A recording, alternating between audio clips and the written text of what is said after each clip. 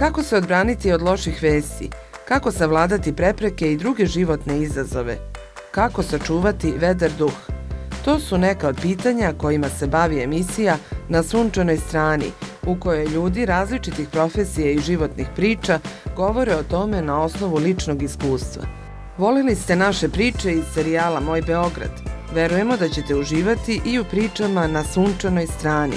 Gledajte nas na BK televiziji ponedeljkom od 18:30 i subotom od 14 časova.